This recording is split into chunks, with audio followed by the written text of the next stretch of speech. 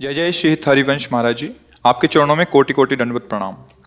महाराज जी, आपकी कृपा ने मुझे हर पल संभाला हुआ है। महाराज जी, मुझे पढ़ाई के लिए बाहर रहना पड़ता है। मेरे साथ में रहने वाली मेरी रूममेट वो पूरी तरह मेरे विपरीत हैं। वो ड्रिंक करती हैं, स्मोक करती हैं, नॉन वेज खाती हैं। साथ में रहने के कारण मेरा मना करने पर भी वो मेरे बिस्तर पर भी बैठ जाती हैं। मैंने वहाँ पर आपकी और राधा वल्लभ लाल जी की छवि भी विराजमान की है। महाराज जी, उनके ऐसा आचरण के कारण मैं चाह कर भी नाम जप नहीं कर पाती। महाराज जी, ऐसी परिस्थिति में मैं कैसे अपने आप को जप परायण रखूं? कृपा मार्गदर्शन कीजिए, मुझ अदम पर कृपा कीजिए। हाँ, कुसंग तो सर्वथा त्याज्य है। उसके लिए तो किसी भी तरह से स्वीकृति नहीं होनी चाहिए। ऐसी पढ़ाई क्या, ऐसी उन्नति क्या जिसमें हमारा ही सर्वनाश हो जाए। सोचो, अगर उसका रंग चढ़ जाए तो क्या स्थिति हो जाए। जो बच्चे हैं या बच्चियां अभी ज्ञान ही नहीं है कि हमारा जीवन क्या है, वो शराब पिएं, वो ड्रग्स लें, हुक्का पिएं, बॉयफ्रेंड गर्लफ्रेंड बेविचार करें, खुल्लम खुल्ला हमारा जीवन हम जैसे चाहे तैसे व्यतीत करें। तो ऐसे लोग तो दर्शन और संभाषण के भी योग्य नहीं। फिर हमारे आसन पे बैठ जाएं, हमारा संग करे तो हम कदापि स्वीकार नहीं कर सकते। अब इसके लिए हमें त्यागना ही है, दूसरा कोई शब्द नहीं, इसमें कोई गुंजाइश नहीं है। हमें अलग रूम लेना चाहिए या हमें रास्ता निकालना चाहिए कोई कि हम पढ़ें भी, पर ऐसे गंदे संग का त्याग करें। बिल्कुल ऐसा गंदा संग स्वीकृत नहीं, किसी भी तरह से स्वीकृत नहीं, बिल्कुल नहीं। वो पढ़ाई जाके मृत्यु के रूप में बदल जाएगी, क्योंकि कितने दिन तुम्हारा मन सह पाएगा। जिस दिन उनका रंग तुम्हारे ऊपर चढ़ा उस दिन ये साक्षात मृत्यु है। जो धर्म से भ्रष्ट हो गया वो मरा हुआ पुरुष है। वो केवल श्वास चल रही दिखाई दे रहा है, उसमें अब रह नहीं गया कुछ। वो भले दिखाई दे कि उसके अधिकारी जन उसको उन्नति देते चले जा रहे हैं उसके भ्रष्टाचार के बल पर, लेकिन वो उन्नति नहीं, वो चढ़ाई पर जाकर उसको पटकने जा रहे हैं, उसको दंड देने जा रहे हैं। ये कर्म के प्रबल वेग को कोई जानता नहीं है। इसलिए हमारी तो यही सबसे प्रार्थना है कि ऐसे आचरणों से बचा जाए और ऐसे आचरणों वालों से बचा जाए।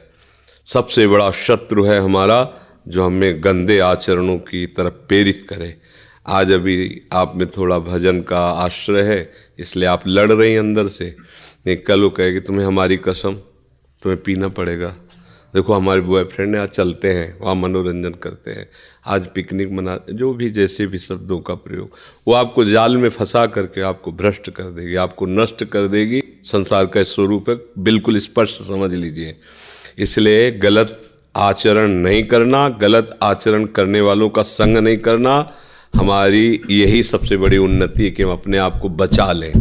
ऐसी पढ़ाई क्या, ऐसी नौकरी क्या, ऐसा पद क्या जो हमको भ्रष्ट कर दे आचरणों से, ये बिल्कुल ठीक नहीं है। जो धर्म का त्याग करके उन्नति को पाना चाहते हैं वो कभी उन्नति को प्राप्त नहीं हो सकते। भले उन्नति के पद में है, लेकिन उनकी दुर्दशा तुम अपने आंखों से देख लेना। समय आएगा, देखो, आज कोई आप पाप करो तो आज ही फांसी पे थोड़ी चढ़ा दिए जाओगे। उसकी वकालत होगी, न्याय होगा।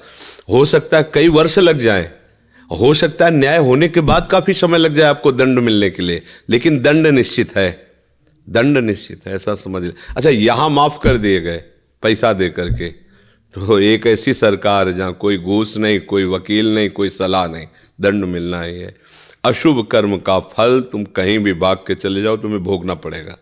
इसलिए हम सबसे प्रार्थना करते हैं, आपसे ही नहीं, शराब मत पियो, नशा कोई मत करो, पराये संबंधों को स्वीकार कर व्यभिचार मत करो, धर्म से रहो। जब तक ब्याह ना हो ब्रह्मचर्य से रहो। ब्याह हो जाए तो एक पत्नी व्रत, एक पति व्रत, जो हमें संबंध मिला है हम उसी में संतुष्ट रहें, तो फिर हमारा परिवार सुखी रहेगा और हमें शांति मिलती रहेगी। अन्यथा तो अब हम ये तो नहीं कह सकते कि ऐसे गंदे लोगों को अपने आसन में बैठा लो, उनसे संभाषण करो, नहीं तो पढ़ाई छूट जाए। क्या पढ़ने से क्या? विद्या हमें विनय सिखाती, विद्या विनयम ददाती। अगर विनय नहीं, सभ्यता नहीं, सदाचार नहीं, तो विद्या क्या विद्या है? वो क्या विद्या जो हमें भ्रष्टाचार की तरफ ले जा रही?